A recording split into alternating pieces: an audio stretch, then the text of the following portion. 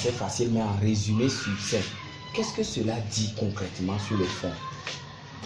Vous avez raison de parler de français facile, parce que quand on dit mutualisation des ressources, je crois que les gens ne comprennent pas beaucoup. Mais il s'agit simplement surtout de faire en sorte que la solidarité entre les partis politiques de l'opposition se manifeste dans les bureaux de vote. Parce qu'il peut y avoir défaillance de partis politiques ou de partis de candidats dans les bureaux de vote. Un candidat peut ne pas être en mesure de mettre un délégué dans un bureau de vote. Et le parti ou le candidat dont le parti dispose de ressources suffisantes peut l'aider. Donc c'est une sorte de solidarité pour faire en sorte que l'opposition ne soit pas lésée dans les bureaux. C'est juste de ça qu'il est question. Et puis peut-être un code éthique, le respect d'un code éthique, etc. Le respect d'un pacte de non-agression entre les partis politiques, les candidats de l'opposition. Oui, cette initiative très louable, mais on vous reproche d'avoir fait acte d'exclusion. Pourquoi? Vous avez exclu certains candidats. Mais qui a exclu qui? Moi, j'ai participé à une réunion à laquelle j'étais invité. Je n'ai pas dit que si quelqu'un participe à la réunion, je n'y participe pas. J'aurais même pu le dire.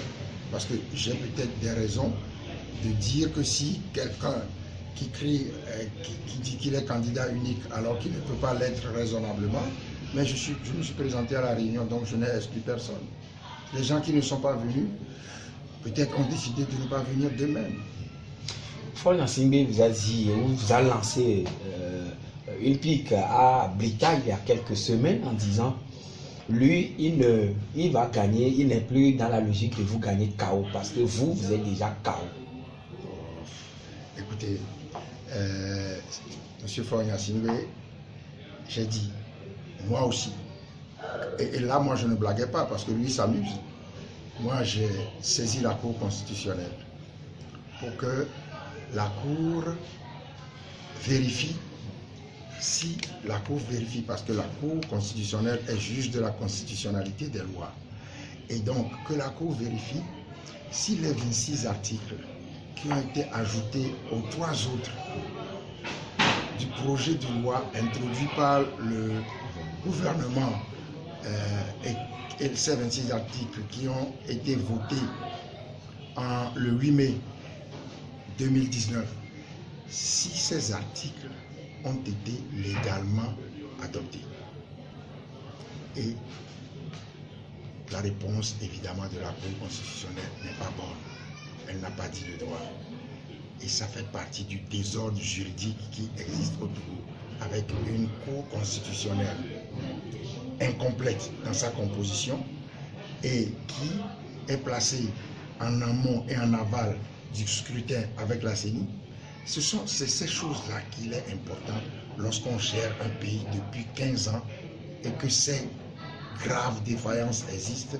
C'est ces choses qu'il est important de régler. Un coup KO, un coup pas KO, tout ça, ça fait partie du folklore politicien et moi je ne veux pas me mêler à ça. Un deuxième tour envisageable? Moi, je me bats pour gagner les élections. Dès le premier tour. Si les Togolais votent pour moi au premier tour, tant mieux. Tant mieux. Et j'espère que ça se fera comme ça. S'il y a un deuxième tour et que l'opposition et que je représente l'opposition au deuxième tour, je rassemblerai l'opposition au deuxième tour pour que M. Faure Gnassingbé soit battu. Des fois, on vous reproche de ne pas avoir rassemblé